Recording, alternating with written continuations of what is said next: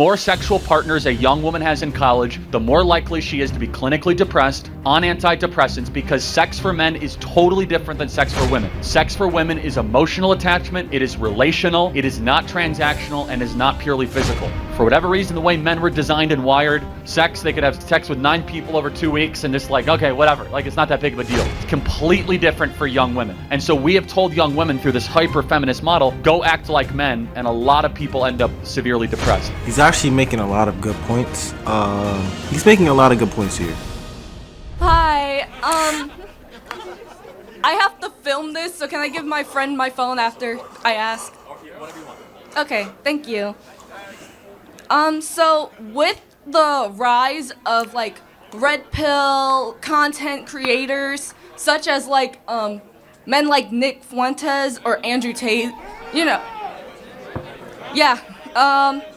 Well, what is your opinion on Gen Z men idolizing these influencers and influencers like them? And as yourself are a conservative influencer in some way, do you think that they're like them and their followers are justified in what I would say extreme beliefs? Because, you know, they can't. I don't like conversations like this because what she's doing is nitpicking a few people off of the world of the internet. And I already think this is an unfair discussion because we can easily have this conversation about anything. We can flip this and talk about the women who make music and or who are always half naked online, even though they know there are teenage and kid boys online. They're probably more harmful than anyone like Andrew Tate or Nick Fuentes can possibly ever be. But when you ignore them and only focus on people like Andrew Tate and Nick Fuentes, and I don't even know who Nick Fuentes is, I know who Andrew Tate is. It just completely shows that you're already one-sided, because the problem that we really have is that the internet allows you to post any and everything, and there are really no rules depending on who's going on. The only way to really take into account of what your kids are seeing is to make sure your specific kids don't indulge in certain information and don't indulge in certain activities. But just shaming Andrew Tate or Nick Fuentes, if you're going to shame them, also shame the women that you may like or listen to who do the same thing on the other side, who don't care if teenage boys see them naked every day.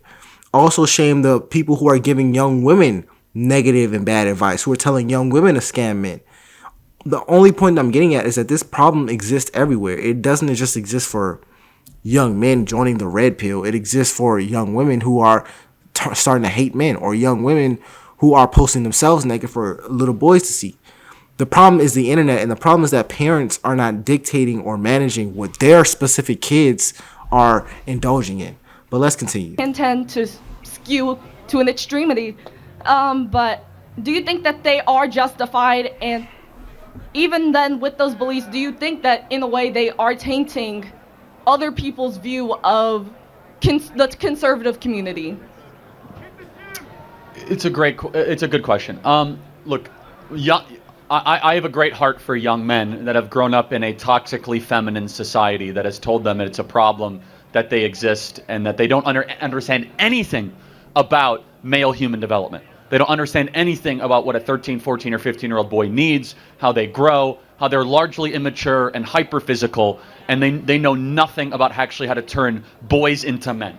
The large, like, basically the pedagogical monopoly, which means just pedagogy, educational monopoly, has no idea how to turn boys into men. Here's my advice. I always try to point to the scriptures as to the best way to turn boys into men. And the best way to turn boys into men, very simply, is to restrain your impulses, do something adventurous, confront evil, stand up for those that can't stand up for themselves, and save yourself unto marriage and find one sexual partner for your life. That's where I lose a lot of people. And in fact, I believe marriage is a moral good for yourself and for society. I think we engage way too much in the flesh. We drink too much. We do too many drugs. We have hookup culture. We watch too much pornography. It's always about instant gratification, where we as men, we enjoy the difficult and the adventurous, but it should be for noble and righteous purposes. And so, insofar as someone's advocating for that, I'll agree with it. Otherwise, I would say that not so much. One more. Okay. So other than like your advice to young men, what do you think that us as a society could do to kind of steer young boys and Gen Z men to like a better path than this like very indulgent lifestyle of like constantly getting girls and like using women for. Well, and can I just interrupt you for a second? It goes both ways. So on the other side, radical feminism tells girls to get as many sexual partners as you can, to go sow your oats.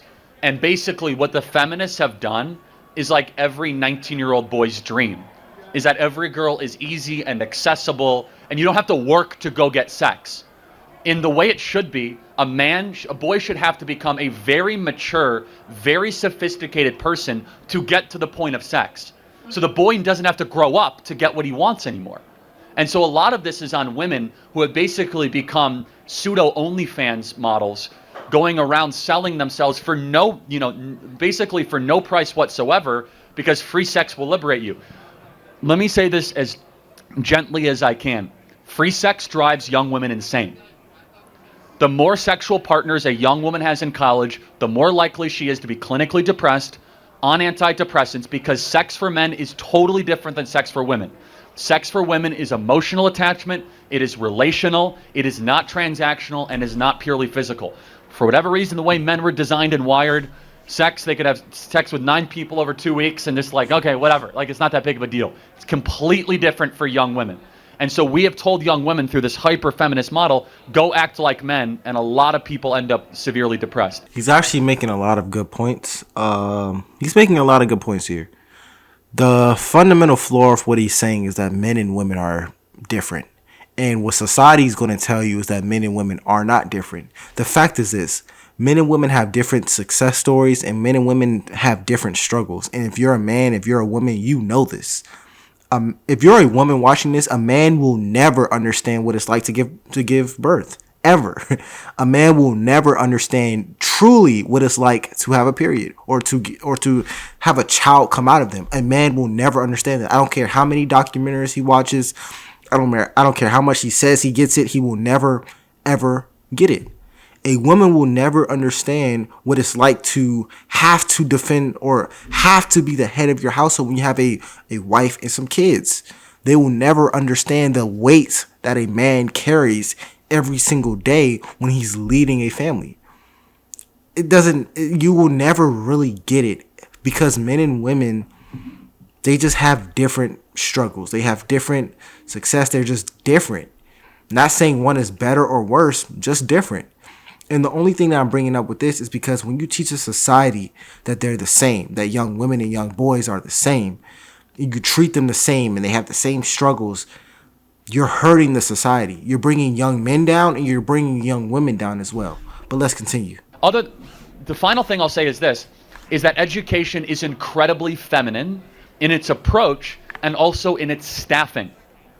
75% of teachers before 8th grade are women. Nothing against women teachers, but this is a truism of life. Young men don't like taking orders from women.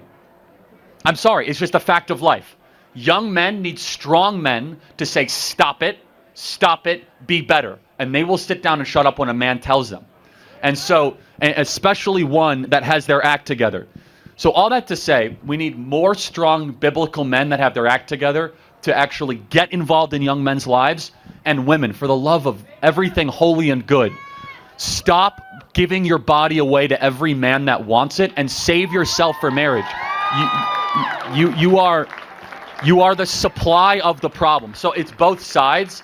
If women were far more careful and pious with their sexual choices, men would follow. If all of a sudden the supply side of this equation would be like, actually, sorry, you have to date me seriously and get married to have sex with me. All of a sudden men would be like, well, I better get my act together. I better get a job. Men will react to the signal of sex quicker than women will. Because young men, especially 19, 20 years old, that's all they think about all day. Sports and sex is what they think about all day long. And for young women, they're like, what do you mean? Like, there's no way. Like, no, honestly, this is a hilarious true study. Harvard University put 20 men in a room alone, no phones, no TV, no newspapers. They stared at a wall. They put 20 women in a room. They asked the men, what did you think about? I think about sports and sex the entire time. Okay. They asked women, what did you think about? They said, oh, we were replaying conversations that we had earlier in the last couple of days.